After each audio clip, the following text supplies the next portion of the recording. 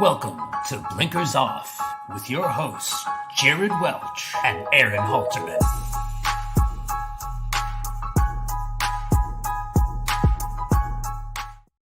What is up? What is up? I'm Jared Welch. He's Aaron Halterman. It is Thursday, October 17th, and this is off. What's up, man? Hey, I got the opening right.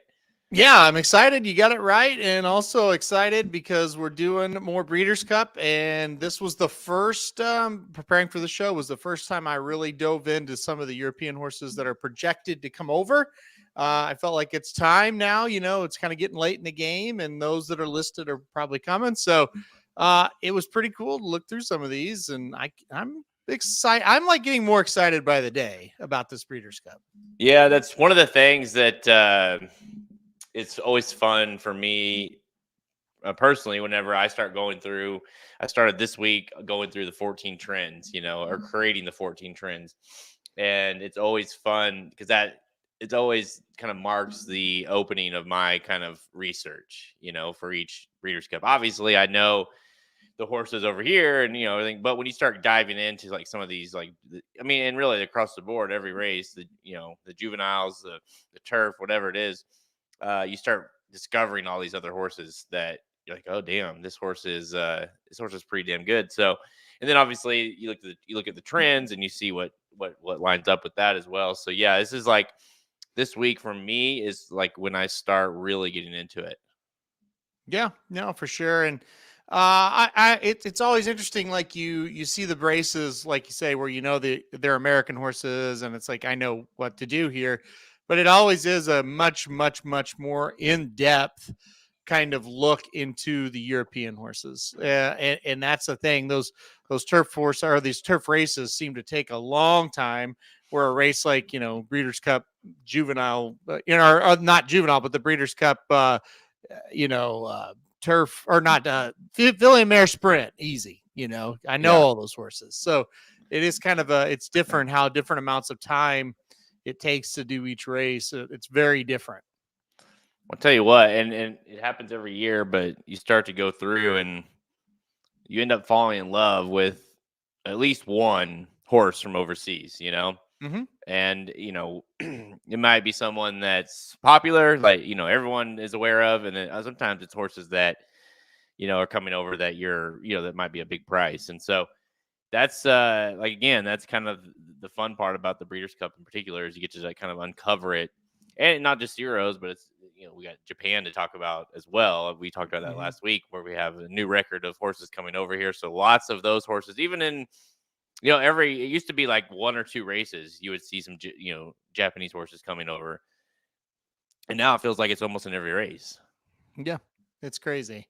It seems like every race you're going to have to deal with them. And, I think that'll be a big key to the Breeders' Cup. Every Breeders' Cup set up a little bit differently. I think this year, more than ever, the key will be kind of just trying to decipher between, do I go Japan, do I go Europe, or do I go United States? And that used to kind of be, for the most part, do I go Europe or United States? When now with the Japan factor, and I know we've seen them for the last 3-4 years really come in, but again, and like we talked about last week with the Japan horses, we kind of seen 4 or 5 come over here or there, and you kind of know some of them and maybe not so much some of the other ones. But now it's like, yeah, a ton, just every race, all division, not all, but almost all divisions. And then the depth is just something new and something good, something that, it's the world champions. And last time I checked, Japan was part of that. So might as well have them over here. Yeah, we got 2 weeks, guys. 2 weeks from today. Well, I guess 2 weeks from tomorrow is officially the Breeders' Cup, but 2 weeks out for the Breeders' Cup, and it's hard to believe as we this is the last week that we obviously are honing in, but the fields are starting to take shape. Next week we will know the fields and really start to dive into those, and then obviously get into it the last week with our picks.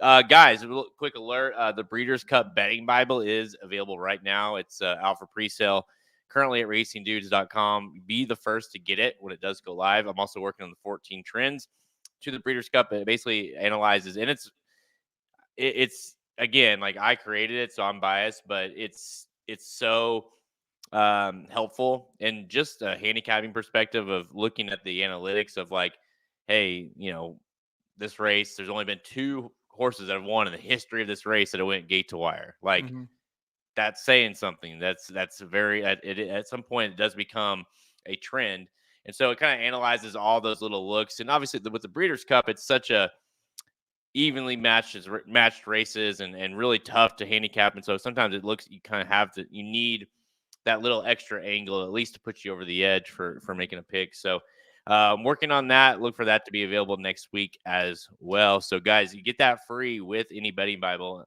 If you are a subscriber, you get them for free as well. So head on over to racingdudes.com and be the first to go grab that as we start working and getting closer to making some picks here. But let's get to today's show because we have a lot to go through. We're gonna react. We got some futures odds to look over. We did this last year; it was a hit. So we're gonna look at some futures odds from all 14 races at the Breeders' Cup. Kind of look at what horses look like good bets at the moment, what don't look like bets, how the trends are kind of favoring horses, or it looks like maybe they're not being utilized as much as we thought. So we're gonna take a look at that. Let's go. Yeah, Mike, not Mike. Who was it? Mike, Kevin. Yeah. You like the glasses? Yeah, it's nice. New glasses. New. Feeling sophisticated today. They're new.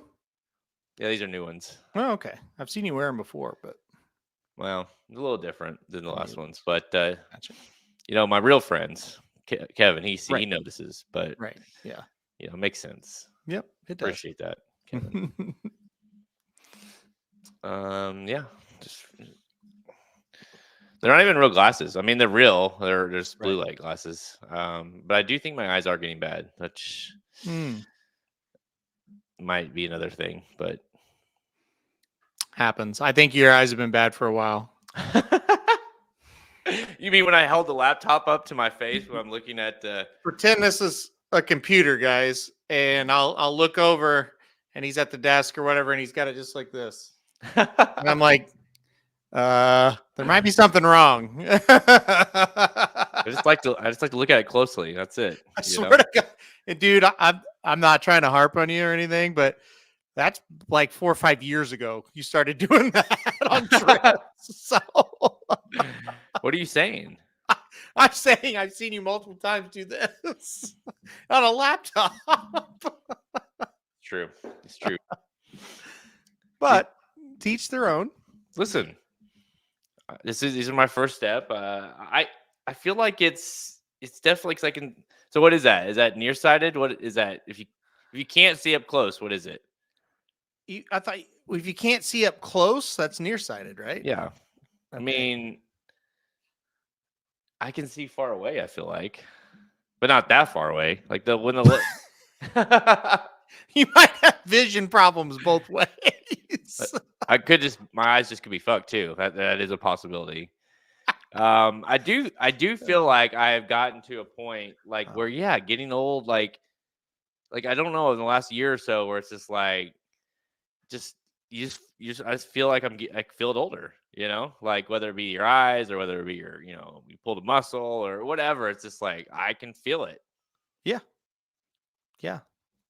I hear you. I'm older than you, so I understand completely. When I'm watching a game and it's 8 o'clock and I'm already starting to get sleepy, that happens a lot. You're like, oh man, what time's that game on?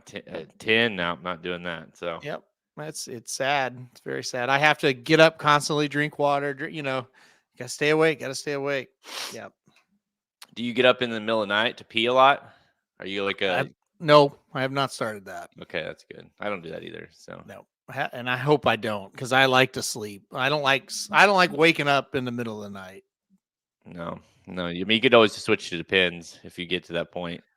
Well, I don't know about that one. I think I'd rather get up. Yeah, it's I was talking to Cohen the other day, and he, kids do this where they'll ask how old will you be when I'm this and such and such and such or whatever. He goes, he's like, well, how old will you be when I'm your age, Dad? And I was like, well, I'll be like, 60 something or whatever. And he's like, will you be dead? I'm like, possible. No, but maybe. Well, Susu and Papa, my parents, like they're that age, so and they're not dead, right? And he's like, oh yeah. He's like, so I said, but then he asked when like he did it again, and so basically it would have put me at like close to 100. I was like, then I probably will be dead. Yeah. So, Yeah. but you'll be old and you won't worry about it at that point. So, Right. Yeah. He won't remember anyway at that point. all right, guys, let's get into the main event here. All right, on Friday and Saturday, the Breeders' Cup 41st running of the World Championships, of course, this year at Del Mar. And we're going to take a closer look. We're looking at oddschecker.com for current overseas odds. Kind of it takes into account all the different books over, obviously the offshore books. But we're going to take a look at each race, go, some quickly or quicker than others. But we'll start here, Halterman, and let's just forget the ads. There's a lot of ads on this, obviously, because it's it's a free site. Yeah. Let's take a look here at the Juvenile Turf. Let's see what it is first. No, I'm sorry. The Juvenile Turf Sprint. There we go. Yep. The Juvenile Turf Sprint, Big Mojo at 5-1, Ikoro Sig at 5-1, 11-2 on Asterius. I mentioned to you this Ikoro Sig. This is a Japanese horse. I'd mentioned to you earlier in the week, and no shock for me that this horse is getting bet pretty hard. Undefeated horse. Oh, I was going to actually just let you take this one away because you founded this horse. Like I said, you told you told me about this horse the other day. So, yeah, what are your thoughts? I mean, you sounded like, hey, this is a winner without any doubt when you text me. So, what do you think of this horse? I love this horse. I think this horse set the track record over there in Japan on the one of the preps for this one. And just is a horse, the trend of this race is speed, speed, speed. We've had 1 year in the 6 years of the running where a horse came from off of it, and that was 2 years ago. But more times than not, this horse is also bred in the United States. That's another factor I liked about it. Been running overseas, of course, in Japan, but does have that I think it's Kentucky bred. And just super fast. So you're kind of getting the best of both worlds, in a sense that you're getting Japan, kind of that, whereas I don't think we have a real good juvenile turf sprinter here that at least, we sure, like it could happen for sure. But this horse is over there setting records, track records, and you got Japan coming in, bringing in the horse. The horse is gate to wires is just a very likely thing to happen in this race. So, and by the way, it's low odds typically. Like it's not, like it's pretty common. Like you might get anywhere in that 3-4 to 1 range on average. So it just makes sense to me that this horse will be tough to beat. Yeah, the least amount of data we have on one for sure. But with that being said, it has been kind of interesting that the horse coming in that you think is going to win has won, and it hasn't been long prices. I remember when this race was invented, we kind of thought, oh, that'll be a shit show to start this thing, and you come out and it's like, yeah, Golden Pal, we love him. He wins, and so on and so forth. Big Evs last year, another one. It's like, yeah, you love Big Evs, and he won. So yeah, I would say that one looks pretty darn good. I did go back and start to watch some races of his, and yeah, he certainly fits the bill of what you're kind of looking for here. And it's interesting that Japan and Europe both, they kind of feel like they can win this race again. And I say again because they didn't at first, but Big Evs did last year. So anyway, there's no question about it. That horse looks very good. Michael and Rodney both are mentioning Shareholder. Yeah. That's a horse I did look up. I looked up, honestly, second because Shareholder was mentioned by Michael Lawson a few times. And so I said, all right, let's go see what this horse is all about. And I would agree. And I think that's a good price on Shareholder there at 14-1. I think that makes sense. So I thought that one stood out a little bit as well. Just haven't seen a lot of our, horses here in the United States look that impressive in this category yet. I'll mention Golden Pal again. You just kind of knew he was going to be really tough in this race. I haven't seen that caliber yet from us. No, and there's a few, that have ran, like just had broke the maiden or that might end up in the race, and it's hard to get a good gauge on that if they'll be any good for this one, in my opinion. But I I think honestly I do like Shareholder a little bit. We'll see what I think the biggest thing for me though is I'm going to be looking at horses that fit this bill of being fast and horses that are bet. And past that, like I said, 1 year the thing just collapsed. I can't remember who was the favorite that year. It was 2 years ago. Appleby won. It was this horse came from like out of the clouds, so that could obviously always happen. But I don't know. I think it'd be interesting to see this horse. You know, if Japan comes in and wins this, you're like, all right, they're setting the tone here. Yeah.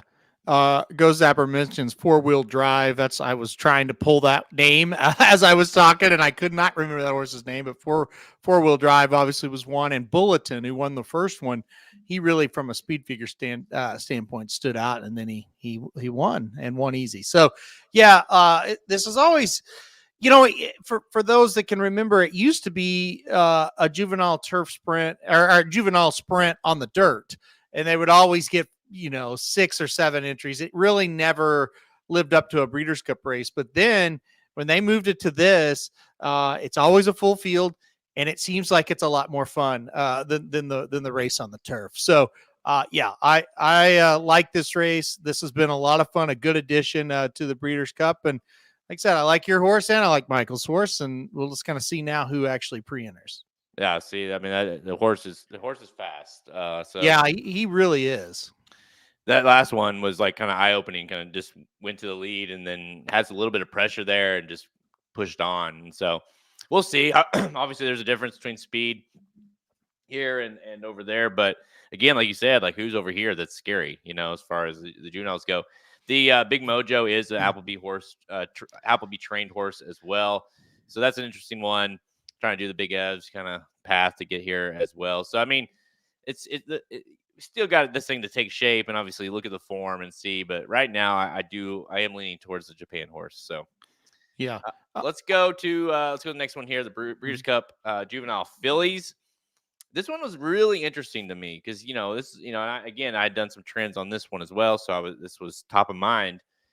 And I asked you yesterday. I said, "Hey, who do you think is going to be favorite of this race? You know, is it going to be Baffert, aka probably non-compliant given the recency, or is it going to be Brad Cox's immersive?" And you kind of, no doubt about it, Bob Baffert. And I didn't disagree. But when you look at the odds, it's 10-1 overseas versus 3-1 on immersive. What do you think of this? Yeah, it's weird. I would definitely bet non-compliant at 10-1. I mean, just say that right now. I think that's a good bet at 10-1. I don't think she's going to be that on a Breeders' Cup day. But, you know, this race has kind of been, and you kind of mentioned it to me again the other day, when you don't have Songbird in it, it's kind of been a little bit tough, right? And Echo Zulu. But, you know, we thought we had a dominant filly in this race last year, and it turns out we didn't. Tamara was not very good in that race. And so, you know, I don't know what to do with this one yet. I don't know who I'm ultimately going to land on, but 10-1 on non-compliance, pretty good. That's a horse that was wide both turns last time out and still able to win. And Bob Baffert, you got to think he's going to have a say in things. So I do like non-compliant quite a bit at 10-1. I would not bet immersive at 3-1. I just don't think 3-1. That's a horse that deserves to be 3-1. Can she win? Absolutely. But I wouldn't bet her at that price. Part of me, I mean, I'm surprised. And obviously, you know, it's his overseas odds. Who knows? But part of me hopes it's somewhere in this ballpark. Now, I don't think 10-1 at all. But if somehow immersive were to get bet so hard it becomes like a heavy favorite, it's a total play against, in my opinion. And again, not saying that she is going to lose, but this has been historically a race that's really hard for favorites to win, unless you're really, really, really good. And I'm not sure that anyone in there fits that bill. You know, we saw several Bob Bafferts obviously have taken shots and non-compliant definitely looks. I didn't think, especially being out at Del Mar, I really thought this horse, or I think this horse will be. I mean, I would see this horse being the morning line favorite. Mm-hmm. I think. Yep. Well, look, non-compliant, a horse that on debut was able to win on Pacific Classic Day at Del Mar. Which you would expect to have some pretty good horses in it, and then to go and just go 2 turns and win again. I mean, I think she should be right up there with, you know, if not the favorite, then very close. So, yeah, look, I was pretty high on that horse going in. if you remember, she got the better of the jockeys that day of the Baffert horses, and that's kind of where like, okay, we're gonna go with her because he had like 3 or 4 in that race, and look, 2 for 2, and right there at home, that's a lot of good. Yeah, this is obviously the Juvenile day is really hard to even dissect at this point, let alone, or I mean, on the day of, let alone right now. So this was one of the clear ones. We'll go to the Breeders' Cup Juvenile Fillies Turf. Besides that last one, this one was seemed to be a lot clearer as far as like, look at, you can see Lake Victoria and Heaven's Gate, your 1 and 2 choices. I mean, Lake Victoria 2-1 versus 9-2, but then all the way to 10-1 from there. So clearly a 2-horse race, as at least as the odds are dictating. Well, I mean, when you start to look at Lake Victoria, you're going to probably fall in love with her a little bit. I mean, she does look very good, and winners of 4 straight races and doing it nicely, great connections, everything you want. So this is one I really like. But again, it's hard to say at this moment who's going to come over, who's going to ride, where they're going to draw. Things like that are going to matter. And there's some other ones. Heaven's Gate, you said the second choice, pretty nice horse as well. So look, I think there's some underneath plays you can use, but I do really like Lake Victoria quite a bit.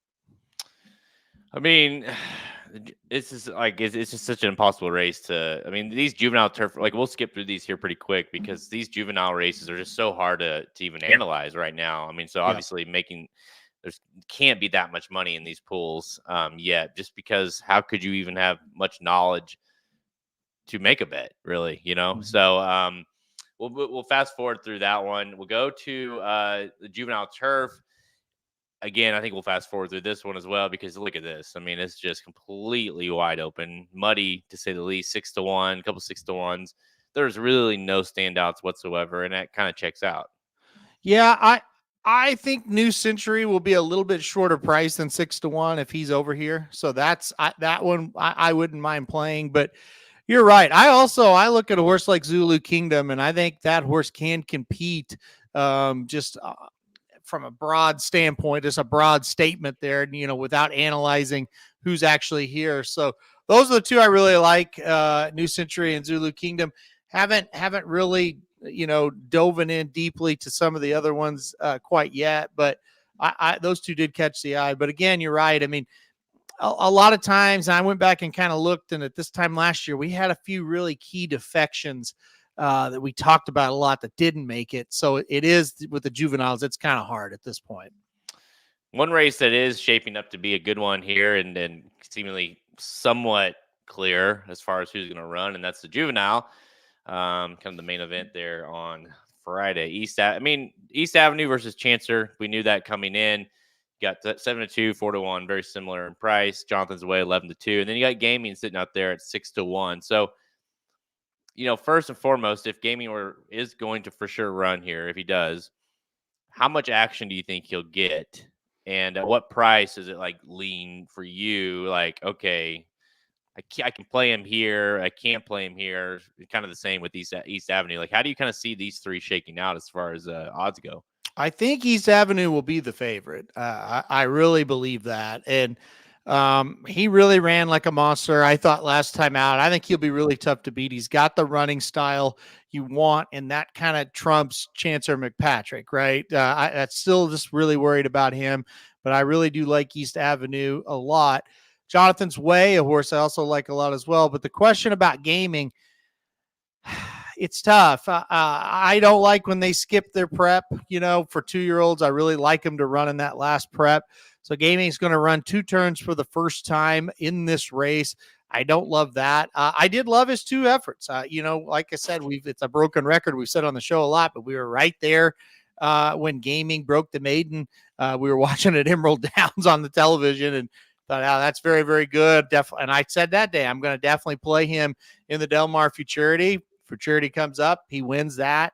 If you remember, he got Flavian Pratt that day. And now with Gaming, the other problem, quote unquote problem, is Flavian Pratt will not be on. He's going elsewhere. He's going to Chancer, and now IRAD will be on this time for Gaming. So, but if the flip side of it is, if he does be around this 6-1 price, it's worth it. It is Bob Baffert at 6-1 with an undefeated colt.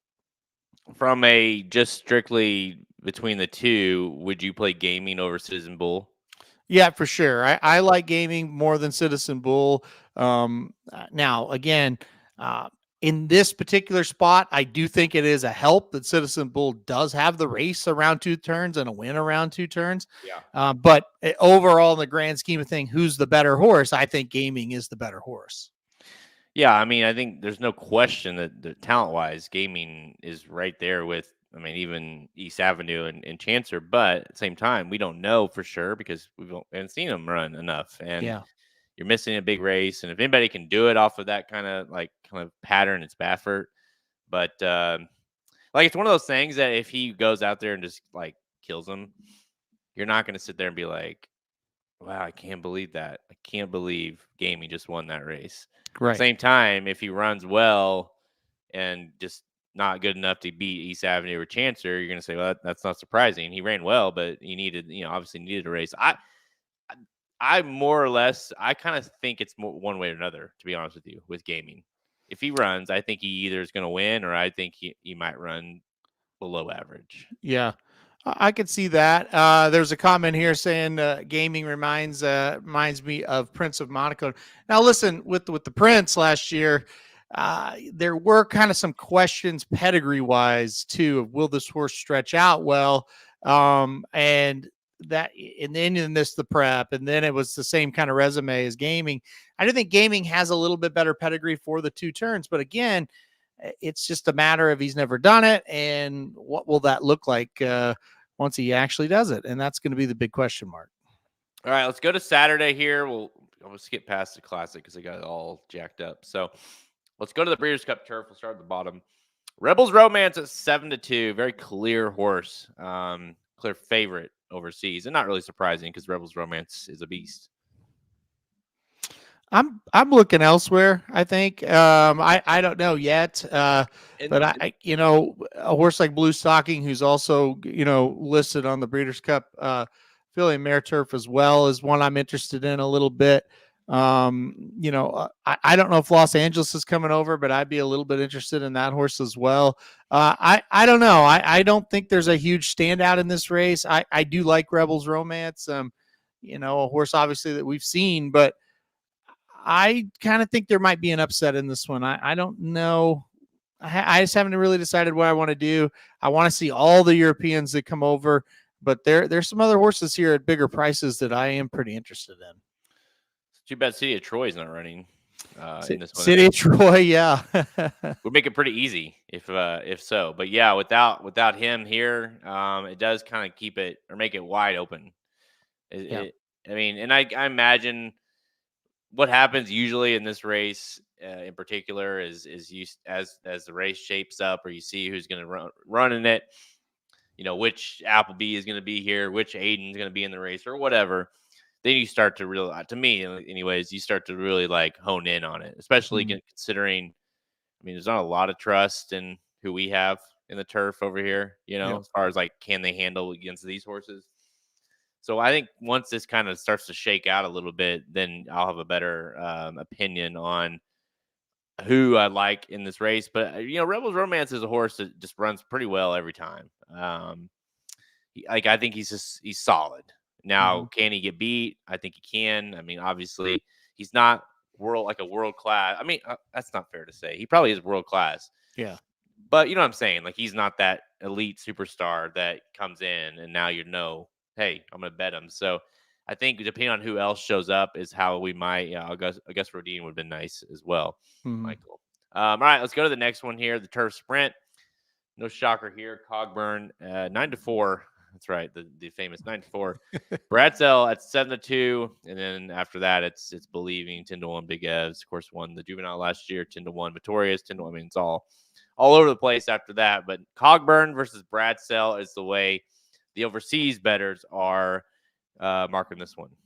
That seems like what it is for me too. I think it's going to be between those two. I don't think a lot of other horses just simply can't beat those two if they show up and they run the race. And again, I have no idea if they'll show up and run their race or not, but there's really no reason to think they won't.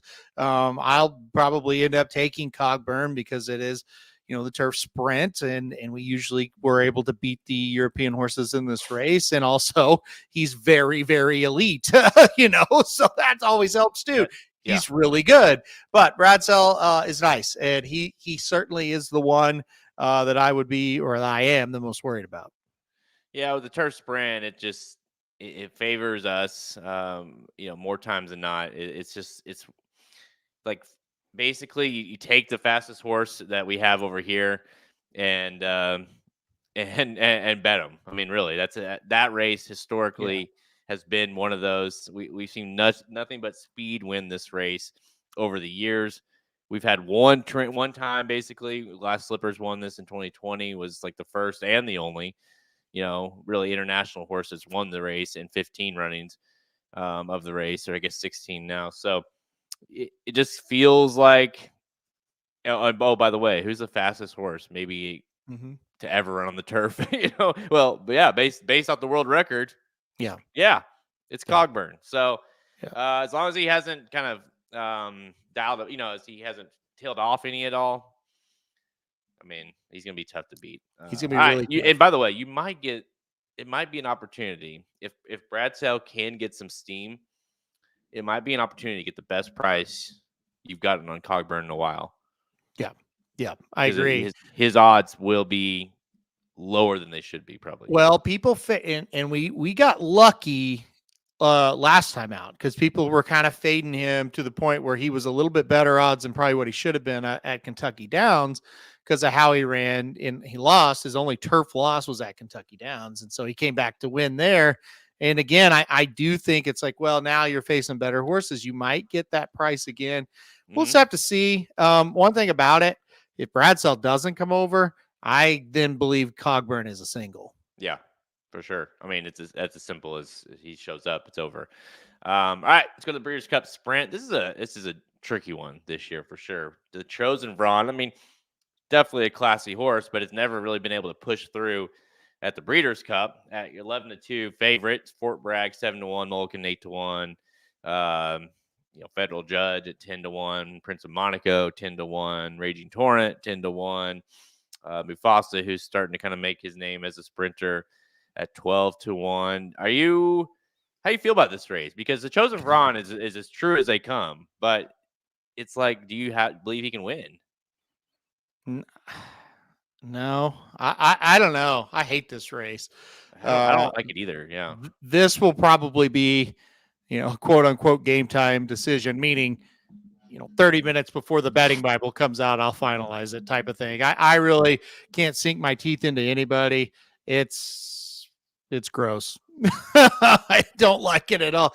And look, there's nothing against to the Chosen Brawn. It's a horse I really like, and I've liked for a long time. But something about the Chosen Brawn as the favorite in the Breeders' Cup Sprint it's just not something that gets me all that excited. So it's hit and miss right now. I couldn't tell you one horse to bet here. I'll say this: I think there's a real opportunity here to to make some money. Now, past that, I can't help you out at the moment. It feels like it's going to be one of those that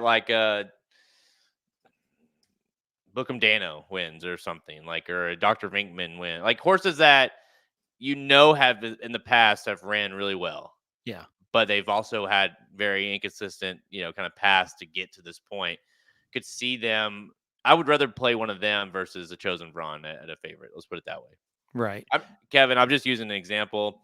But the point is, I think it's one of those kind of horses or kind of races that it just feels like it's a horse that has had a weird path, but does have the ability to get it to win a race like this on his best day.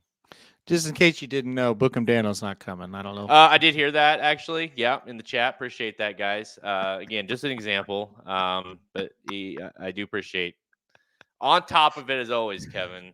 All right, let's go to the Breeders' Cup Filly and Mare Turf. Blue Stocking at 7-2, Friendly Soul 9-2, Emily Upjohn 6-1, Opera Singer 6-1.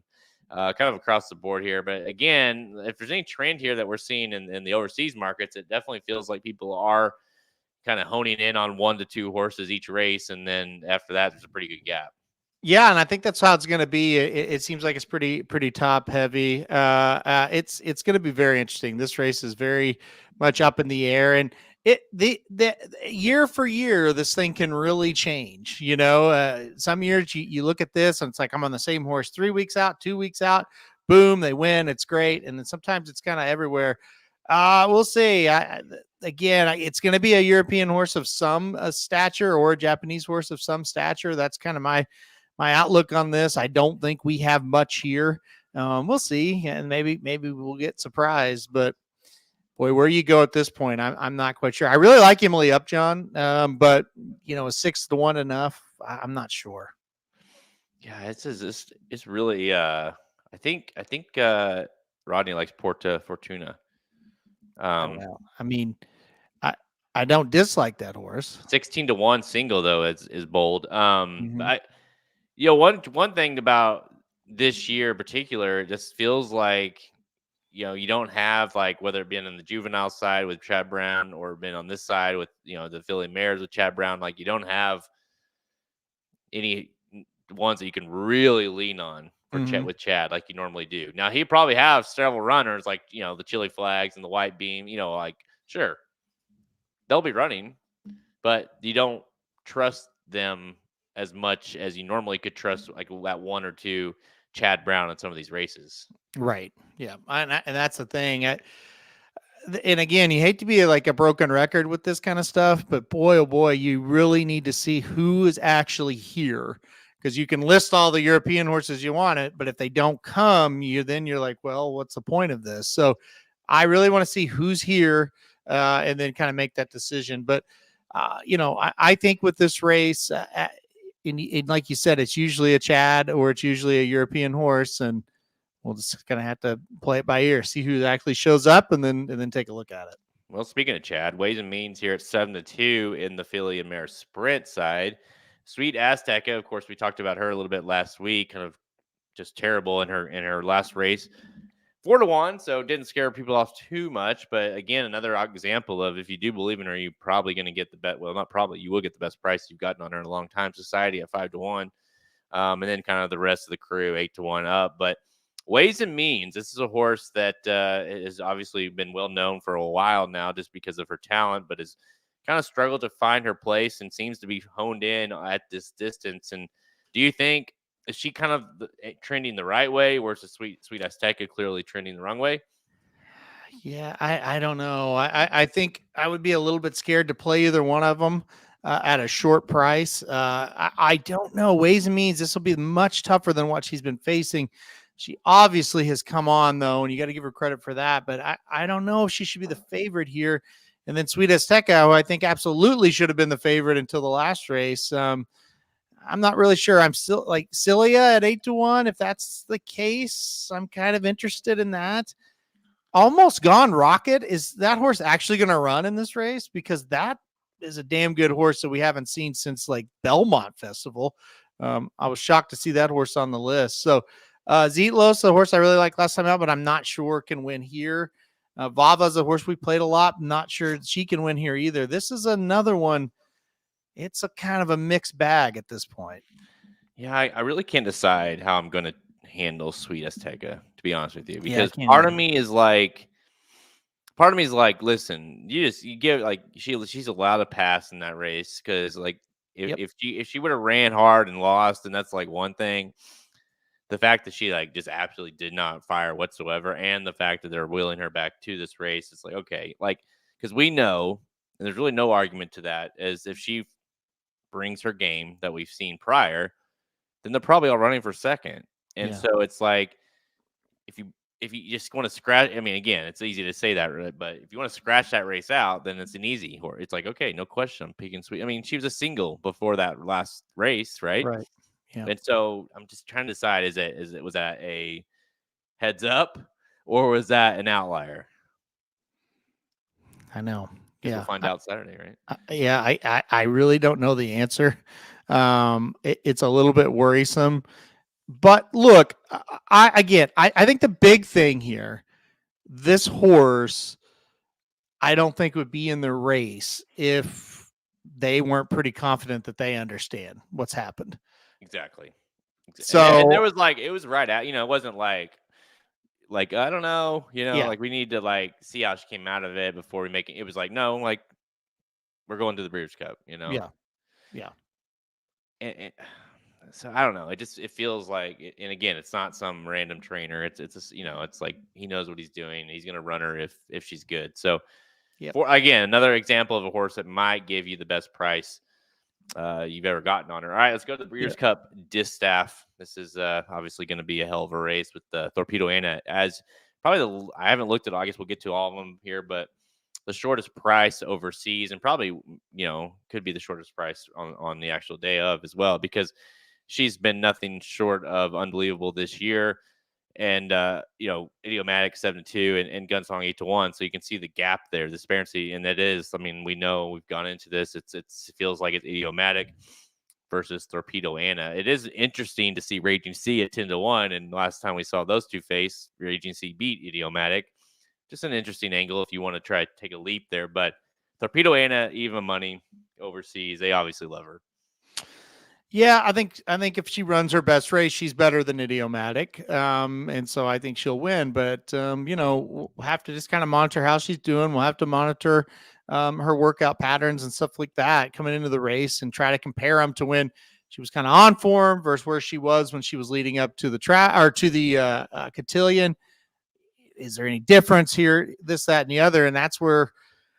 Those are the type of horses I'm really just kind of looking forward to seeing where they're at, So that'll be a decision we have to make. You gotta make the distinguished, or the distinction of, did she not fire because she bounced, or did she not fire because she's tired? How did she bounce out of it? How's she working? All that kind of stuff. So that's what we'll have to figure out with her. But look, I really have a very strong opinion that if she's good and she's ready to rock, I think she'll run a huge race, and I think she'll be really tough to beat. But it's a question mark. Idiomatic, obviously coming in doing it well. Really like what we see from Idiomatic. So it'll just be a matter of Torpedo Anna, if she's ready, I think she's going to roll. Yeah, I don't hate the idea, Rodney, of and I don't, and if it's Idiomatic you want to toss out, or if it's Torpedo Anna you want to toss out. I mean, listen, we're all going to have our opinions, but that would be a way to make a little money in here if you want to throw out one of those top choices, especially if you see the race kind of unfolding a certain way. Surely Idiomatic is not going to get all that lead to herself. In the Breeders' Cup, typically you get a little pressure there, and of course Torpedo Anna will be closer. Be a good horse to put some pressure on her. Raging Sea will be mile back, but she'll take her run. That's one of those horses that you throw into the exact gets up underneath, and it can make that thing pay when everybody else is quitting. So that's not a bad angle. But Torpedo Anna at even money does tell you kind of what people are thinking of her. Yeah. And and again, easy. It's not a leap. Like, I think that's a fair price, because I think she'll probably be close to that in the race. Well, and quickly, everybody, Shotty's been talking about Awesome Result forever, and we've got some comments here. And yeah, horse is undefeated and looking really, really good. So that could be an alternative if you want to throw one out and you can put Awesome Result in, or if you just want to take a shot with Awesome Result, you can do that as well. A lot of hype on that horse. Be honest, that's one I haven't looked into a lot just yet. So that'll definitely be one that have to take a look at. I really think there's some races there. I will say this: there's most of these races are ripe for somebody to come in and win. I don't know that this is one of them. A lot of Awesome Result talk in here as well. Oh, so yeah. another, even if you don't like her, that's a horse that's going to take money. Yep. Away from Torpedo Anna and Idiomatic. So again, the Breeders' Cup. That's what makes the Breeders' Cup so fun, is whether it be a favorite that's winning or you're taking a price, you usually get the price you want. Because these horses they're so well-rounded fields. But all right, let's go to the Dirt Mile. National Treasure at 4-1. Saudi Crown at 6-1. Seize the Gray running in this one now at 10-1. Arthur's right at 12-1. Again, these horses, whether they run here or the classic, a few of these. But thoughts on this one? National Treasure, you going to trust enough to play here? Yeah, I think if he runs kind of that race he ran last time out, he'll be tough to beat. I do think he is a horse that is best at this distance, and I think he can go longer, and he showed he could. But I think this is where he probably needs to be to have the best chance to win. So, yeah, I'm excited about that one. I do think Saudi Crown is a horse that it's fast, and what if they get out there and hook up? Could domestic product come get them? I don't know. Maybe Seize the Gray. I think they made probably the most prudent decision to run here. He's got the better chance here for sure. So yeah, I think National Treasure is going to be tough though. I have a hard time thinking he doesn't have a big shot. Bookham Dano, Kevin, is running here at 12-1. You see, okay, so just make sure you know that he's not. They're gonna run. Oh, they're not. But yeah, I mean, I wouldn't say. I'll be surprised if National Treasure is this. I think I saw it somewhere. I don't know where it was at. I'll be surprised if National Treasure is the shortest price of the weekend, big time. I don't think he's in the shortest price of the weekend here because one, you've got some decent horses in here. Plus, you've got Seize the Gray, who is going to be bet a shit ton because of his connections. So I just don't think there's any way National Treasure is bet that hard. But being the Met Mile winner is going to have a big factor here as well. Bobby Baffert, say no more. So not going to be surprised. I mean, Daniel won the race against an unbelievable horse last year, so and maybe should have won. So I think deservedly so. You're still going to get a solid price on him here. All right, the Breeders' Cup Mile. We got Notable Speech at 7-2, Fortuna at 4-1. It's really across the board. A lot of overseas horses. Obviously, no doubt there. Carl Sprackler at 12-1 for the United States. Conclude at 12-1 as well. What do you think here? Man, you know what? I kind of think Carl Spackler's got a shot. I would play him at those odds. I think he does have a big shot. But again, when it comes to this, we just have to wait for the European horses because Notable Speech is very good. We talked about Porta Fortuna, very good horse. Even the horses they've got listed 3rd, 4th, 5th. I've watched them; they're all very good. So. You go into it, you go, hey, this American horse, Carl Spackler, I think he's got a chance. He's really doing well. And then what happens is you actually get the past performances and you look at him head to head and you go, he's got no chance. That happens a lot. So anyway, I think the European horses look extremely strong in this. And it's just a matter of who comes over. But Porta Fortuna is a horse that I just think that's a really, really nice one. But again, Carl Spackler's doing really well. It could be a case where he runs extremely well and just, gets 2nd or 3rd. It's not Master of the Seas isn't coming here, right? No, I wouldn't think. No.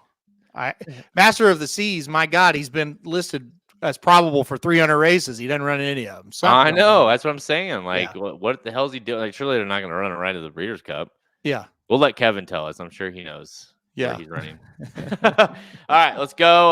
Let's go to the classic. This is the last one here. The City of Troy, your 15-8 winner or 15-8 favorite. That's right. I'd love to see those odds. Break that down for us. It's almost 2-1. 5-1 on Fierceness, Forever Young, 6-1. Sierra Leone, 12-1. So very clear. Just top 3 here between City of Troy, Fierceness, and Forever Young, which I think is interesting because we weren't really sure how hard Sierra Leone would be bet between those 3. Torpedo Anna not running, but White Barrio don't think's running. So interesting horses that are also have more money than say Ushba, who is running. Right. But anyways, I don't think Dornick is going to run. I think he's going to do it. But point is, I think you can look at those 3 and we know they're running. 2 of the 3 are overseas horses. The other one was the favorite of the Derby. So obviously very well-known horses. Can kind of get at least a good early look at how these people are betting. And I think it tells us that City of Troy is going to be bet hard here and very well might be the favorite of the race. Based on this, there's no doubt this horse will be the favorite. That's a big jump. That's basically 9-5, and the next, lowest horse is 5-1. Yeah, that's a massive discrepancy, and this race has me very stressed, to be completely honest, because I don't think I can bet City of Troy at that price to win. Yeah, I agree. I just can't, and I'm going to do a video on City of Troy. It'll come out Sunday night, Monday morning.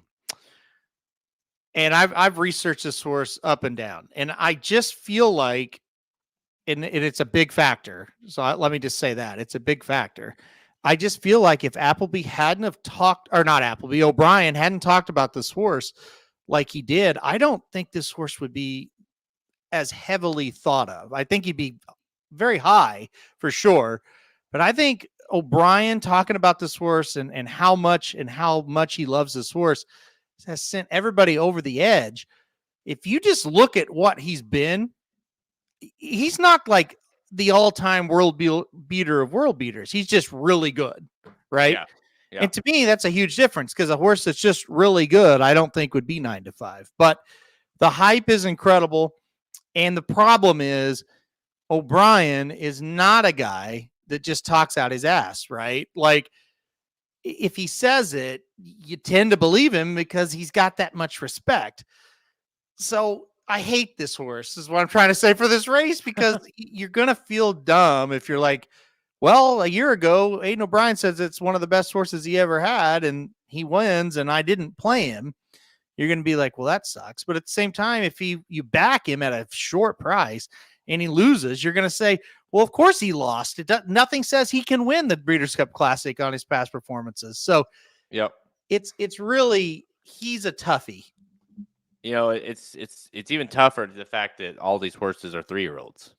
Mm-hmm. Because see a Troy 3-year-old, Fierceness 3-year-old, Forever Young 3-year-old, and those are clear top 3. Sierra Leone, we'll throw him in there, 3-year-old.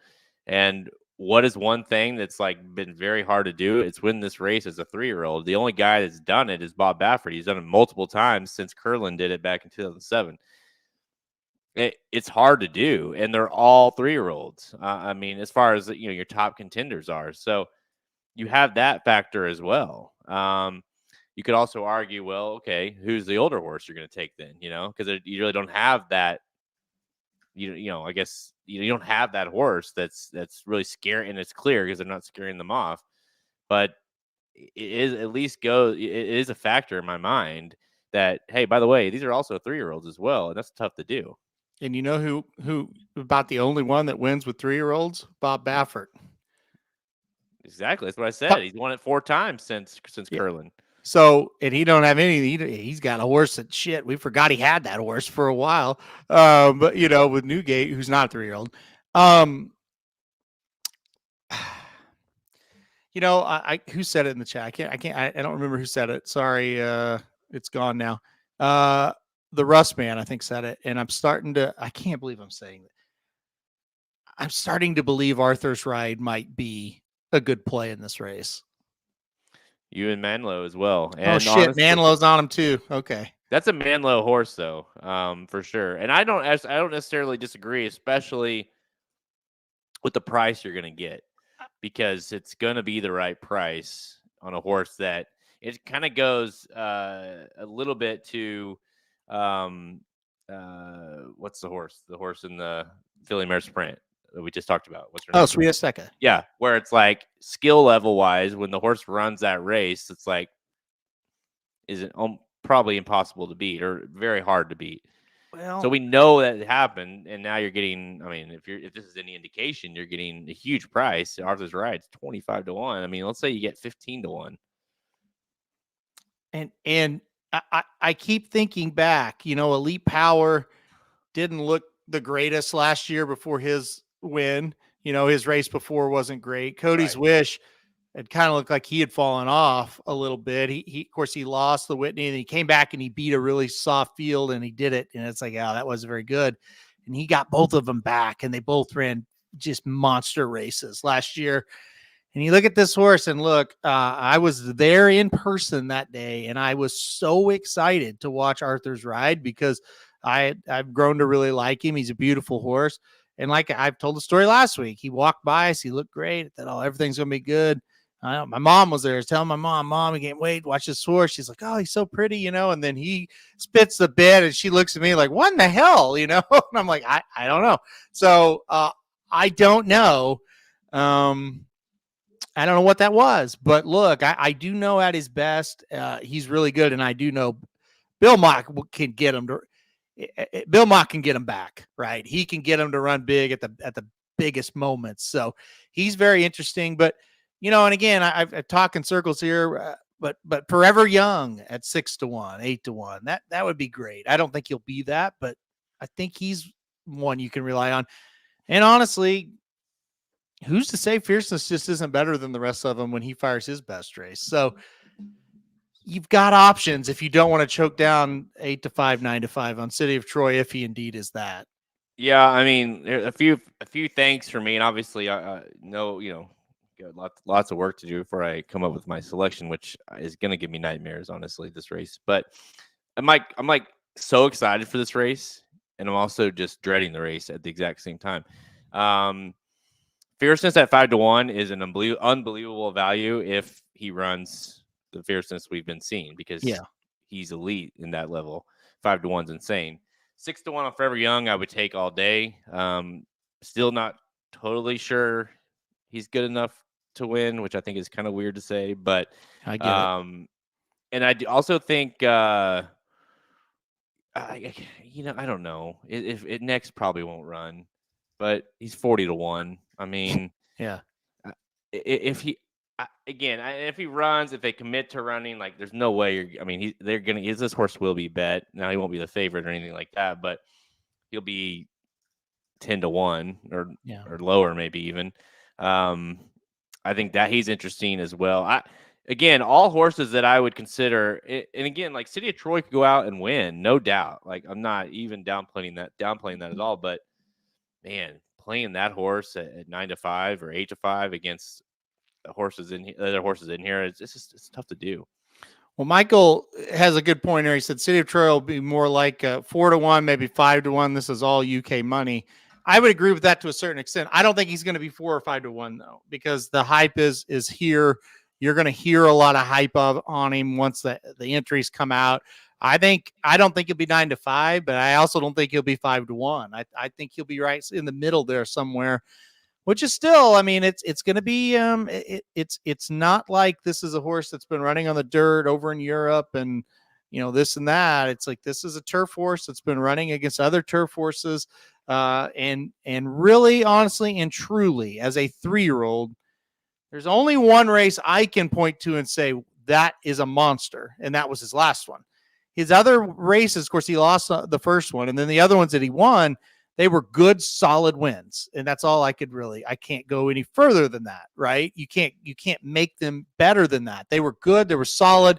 He ran well. He did what he was supposed to do. You didn't really ever feel like he was going to lose, but you didn't really ever feel that comfortable. And then the last race was one where it's like, he's toying with them today. If they get closer, he just lets it out a notch. And it's like, wow, he's really kind of come on. But again, we're not talking about the Breeders' Cup turf. We're talking about the Classic. And two very different things.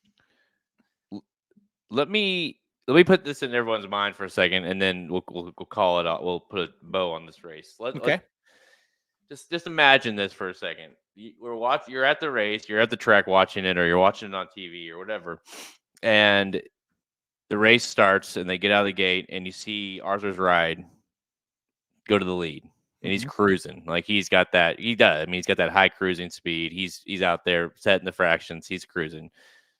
And you see, and by the way, Fierceness, like he's got the rap for being like he's the lead. No, he's turned into a horse that can sit off of it just a little bit. Yeah. He's not going to go to the lead with Arthur's ride. He'll be close, but not on the lead. To Detroit, probably same thing. Forever Young, probably same thing. Point is, this horse will probably be out there setting his fractions he wants to set. At first you'll go, that's fine. That's great. Let him do his thing. Like I've got Fierceness. Look where he's at. He's perfect. And then imagine they turn for home and he ain't letting up. Mm-hmm. He goes and wires the field because he's capable of that.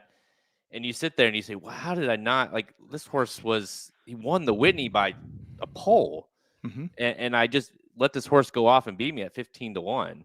Yeah. And I, like an idiot, played Fierceness, who, whatever, was 4-1 in the race. Just put that scenario in your mind, because I just feel like it's easy to he's almost disregarded now. Arthur's Ride is, like, because you have all this hype on City of Troy, and Fierceness is Fierceness, and Forever Young's coming over, and you just have all this, like, these more exciting horses, and then it's like Arthur's Ride was so bad that day that you're almost just like, forget about him. He's just not good enough. The fact that they ran him in this race after that performance, or going to run him in this race after that performance, tells you a little bit, kind of like Sweet Azteca, where they're like, well, obviously they think he's good enough.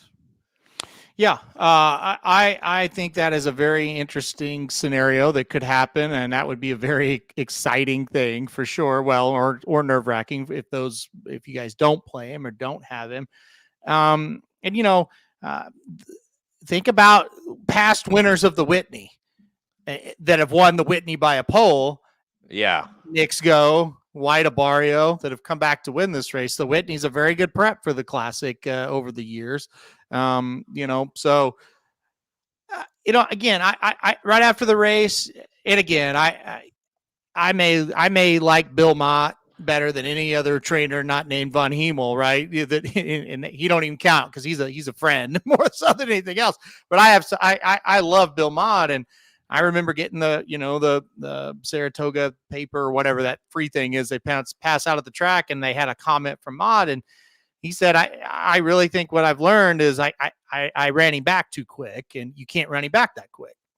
He said, because he's fine. Physically, he's fine. Everything's fine. So maybe that's what it was. And so, again, you got to kind of trust that Mott's going to get him back to where he needs to be. So the other factor is he also just got beat by 40 lengths in that race. And you could finish the race, and he spits the bit again and runs up the track, and you say, like, why did I bet him back?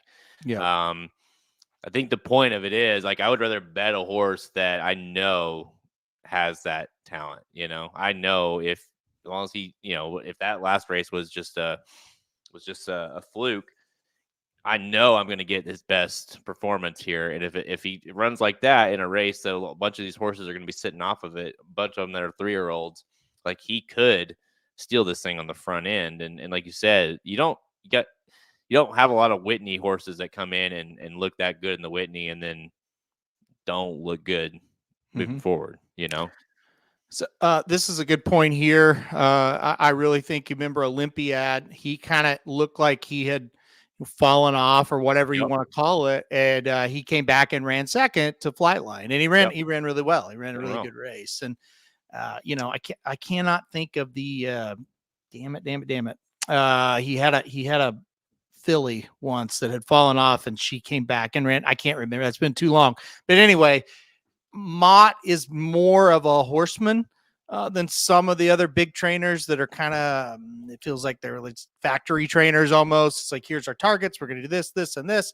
And there it is. And if we get hurt in between, get hurt in between. But here's the targets, where Mott is more of a long game. And, sometimes they may not run that well that day, but they'll come back and they'll get them back. So he's scary. Look, I last year, I kind of loved the Classic. Was a hard race to handicap, and I kind of loved it in a sense that there wasn't any horse you were going to leave out where if they won, you would go, oh, I'm an idiot, or vice versa. It's just like, they're all average. Let's take a shot with some average ones, and we'll see. This one, if you leave Fierceness off, he wins by 3, you're an idiot. If you leave Forever Young off, he wins by 3, you're an idiot. City of Troy. You know what I mean? Like, yeah. It has the headliners, but all the headliners have question marks. And so that's the kind of race I hate. But yeah, it does make it challenging, especially, City of Troy being case in point, because we will, he could go out and win, and you're like, well, I mean, the best trainer ever to train told us that it was the best horse he's ever had, and they ran him here, and it's like, oh, obviously he was going to win, so it's definitely has that built into this race where you have a bunch of these horses. But at the end of the day, you're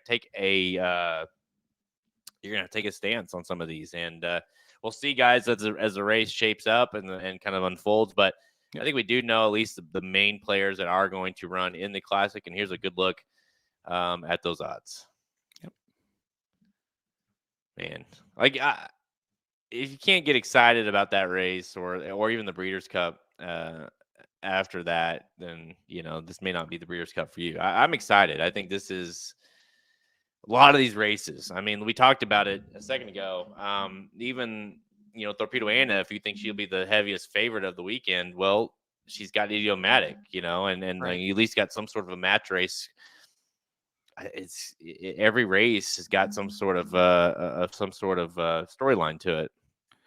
It definitely. I do think there's a few races that I'm not. It's like I don't know. I'm not. I don't know about that one. That may not be that good, but for the most part, they're starting to kind of shape up. Where let's just say I throw out a number 9 to 10 out of the 14 are shaping up to be.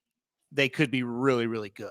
And that's good. That's they all 14 should be all good. I mean, that doesn't ever happen, but that's, you go into each Breeders' Cup thinking they all should be really good.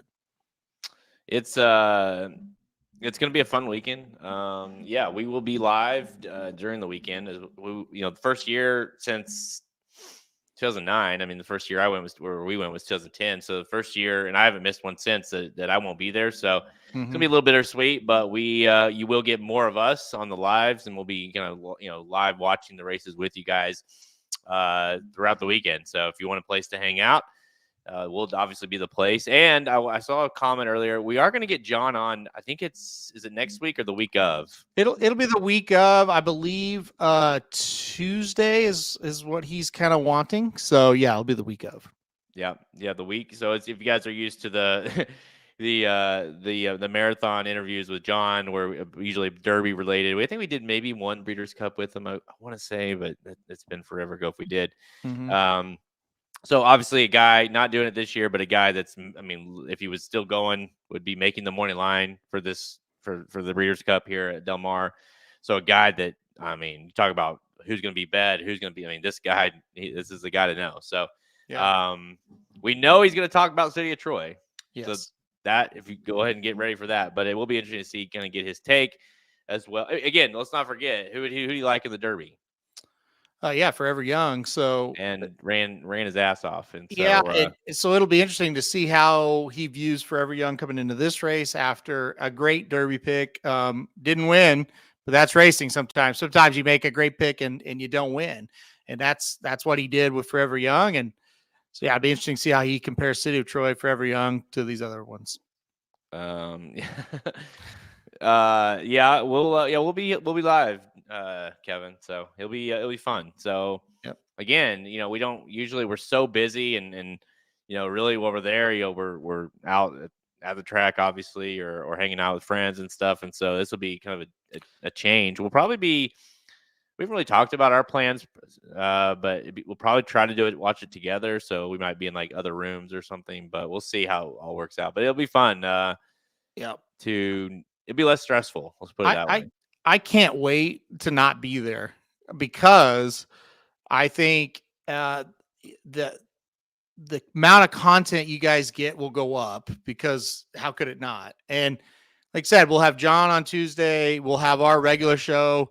We'll do, usually we do a show previewing Friday. We do a show previewing Saturday. We're going to be live for the first time during the Breeders' Cup. We'll have lives on Friday and Saturday for you as well. We usually do recap shows. I don't know if we'll do those this year. Maybe a recap on Saturday to end it all, but it's going to be awesome this year. We have so much stuff, and yeah, listen, Breeders' Cup and Kentucky Derby, the stress of not being at your house during those is immense. Yeah, because we operate on these big computers, and it's easy to these big, able to work and have a bunch of windows open and editing and all that stuff. And you go to the Airbnb, it's got shitty internet, and you're on your little laptop trying to get shit uploaded and stuff. And so it will be nice. for sure. I gonna say something? Oh, well, I also just to mention, Magic, I believe, will be live with us. I think he's staying home, so he'll be live with us. And I actually got a call from Samich, and it sounds like Friday for sure he will be live with us as well. Saturday, he's got a show on VSiN, so he's not quite sure there. So I think Samich is going to be at home as well. And same reason as you, Jared. He said, "Hey, Halloween is my daughter's favorite holiday, so I don't think I can miss it." Yeah, listen, get the gang all back together. Look at this. Yeah. The Breeders' Cup reuniting. But no, listen, and I was going to tell you, Ryan, our boy Ryan, he is going. We're sending him out on assignment, and Ryan's, something like that. Ryan's going to be there. I know you told him no, but I did tell him if he wants to send me quick, and I was very clear, quick, short bursts interviews, comments, that kind of thing with trainers, with jockeys, whoever, and I'll upload them. So I'm going to upload them probably to like our stories and stuff like that on social media, just like the quick hits. So make sure you follow us on Twitter at race_dudes, or you follow us on Instagram or whatever. And I'll try to upload those because, again, it's just another, I'm sitting here at the computer watching on TV. I'll be able to do that quickly. I was very clear though, quick. I don't want these long things that I have to edit. Just quick bursts that someone would find enjoyment out of, like, hey, what did Appleby say about, so and so? Boom, there you go. So I do think it would be useful, but we'll see. We'll see how it goes. Sometimes his questions are longer than their answers, so I don't know. We'll see what happens. Yeah, it's like, and then you always worry, it's like he's gonna ask Appleby if it changed his life when he made, he landed or something, when he got his first coffee in the America, and Appleby will look at him like, what are you talking about? Can I tell the story of why? Oh, you have to. I mean, listen, Ryan, I didn't set that up to if you're listening to make this story come out, but it has to be told, I think, now. Yeah, maybe we shouldn't have credentialed him now that I think about this story, but we were hanging out. He's gonna ask some questions like that too, by the way. That's true. We're hanging out at Emerald Downs, and it was John White's the day he went into the Hall of Fame. So we were hanging out with John, and John had some family there, and John's high school girlfriend was there. And by the way, yeah. What's that? It was awesome, by the way. Just that whole, giving him a hard time about his girlfriend in high school. Yeah. We would never do something like that. No. Oh, wait. Yeah. We did the whole time. That's true. So anyway, Ryan was talking, and he goes, did you know way back when that John White would eventually end up in the Horse Racing Hall of Fame or the Washington State Hall of Fame or whatever? And she looked at him like, well, we were 16 years old. And we look back at John, and John just shaking his head like, are you kidding me right now? And I swear the whole rest of the trip, John would bring that up, and we would just die. He still will. Oh yeah. It was like, I can't believe you just asked my 16-year-old girlfriend if she thought I'd be in the Washington Racing Hall of Fame at the age of 16. Like she didn't even know how to respond. She was just like, I don't know. I mean, she was super nice. Yeah. Yeah. It wasn't even that funny because at the time, no one was like, everyone was kind of like, are you serious right now? Like, it wasn't like a ha ha ha. I can't. It was kind of like. Well, and to be fair, we didn't say a word until she left or whatever. Yeah. And then it was like John was looking at his son in a way. He's like, I can't believe you asked her that. Like, what were you thinking? He didn't say it like that, obviously.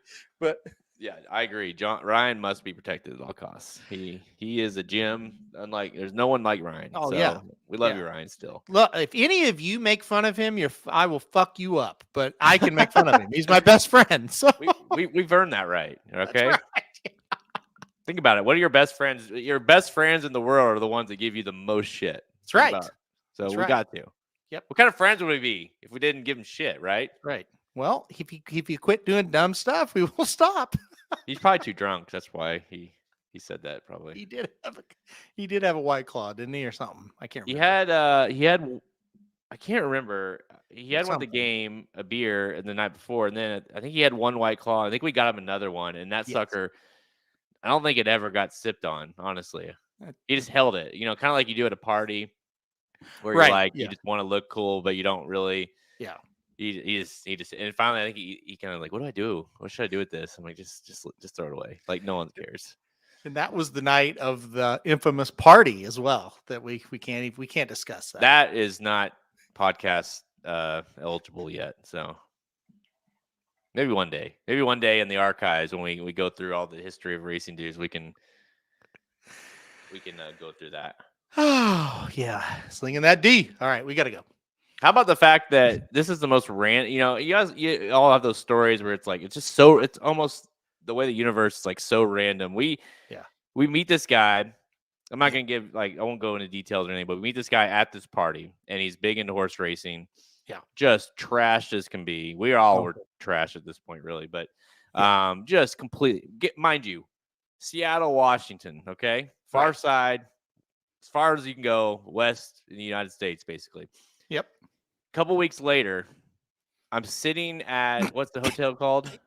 What hotel are we staying at? The Hampton Inn at Saratoga. Hampton Inn in Seattle or in Saratoga at like midnight or something. Mm-hmm. No, it wasn't that late. It was like 10 o'clock. Talking to my boys on FaceTime out in the lobby of the hotel. Mm-hmm. And I see this dude walk, and he walked across. I'm like, I kind of did one of those double takes. I'm like, oh shit, that's that guy. I can't even remember his name. I can't either. From the party. Hold on. I literally saw the same guy. I mean, quite literally from one side of the country to the other in a matter of 2 weeks. Hold on. I saved his number. He gave me his number. I don't remember. How random is that? So was it Joe or something? I don't know. It doesn't matter. I can't. I got you thinking of Joe Withy. That's not Joe Withy. Joe Withy. Yeah, well, that's a legend. But anyway. I mean, it's possible, but I mean, I wasn't like too trash really, so it's unlikely that I made that up. But no, I believe you. He said he was staying there. So, but I see. I didn't know that, but still, it's very random that I came in back to the hotel. I was like, dude, you'll never believe who I just saw out there. Dude, I think this is him. I'm pretty sure he didn't recognize me because he probably didn't remember me from that night. I think his name's Kevin. Seriously, Kevin. Yeah, I'm not gonna give his last name. I think that's him because it's saved in all capital letters, and I wouldn't do that. So he put it in my phone. So that's hilarious. Hold on. Let me see if this area code checks out. Just a second, because I know where he's from. General area. Is that you, Kevin? I'm 98% sure. I'll be 100% sure. Hold on. Where was he from? Was he from Seattle or is he from Saratoga, New York? No, he's from New York. Yeah, that's him. That's him. Wow, there you go. Yeah, that's him. Yeah. You think if you called him, he would know who you were? No.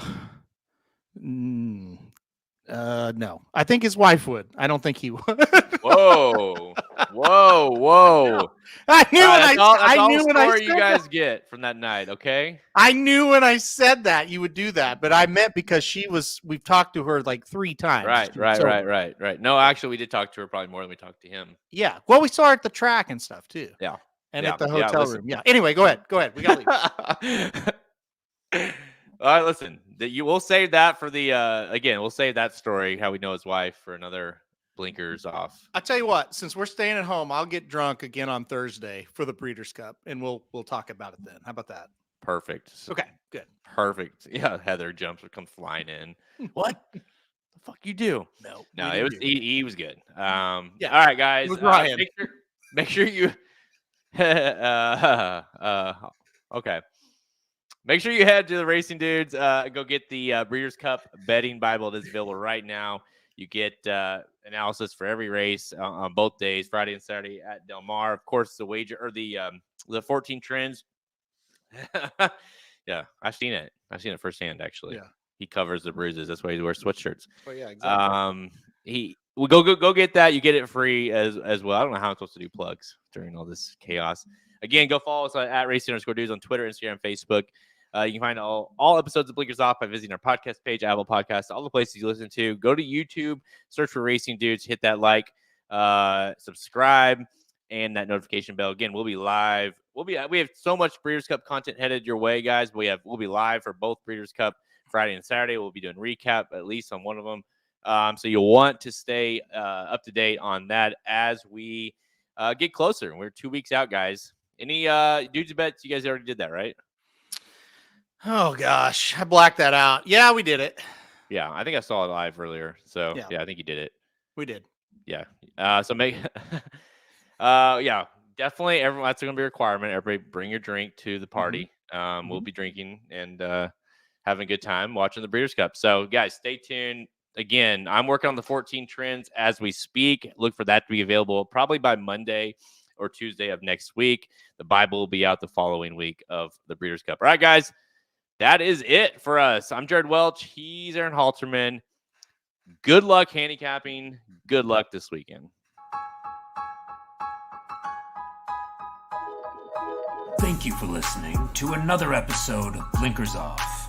Join our horse racing community at racingdudes.com and follow us on Twitter at racing_dudes. Want to make money betting horses? Bet with the Racing Dudes.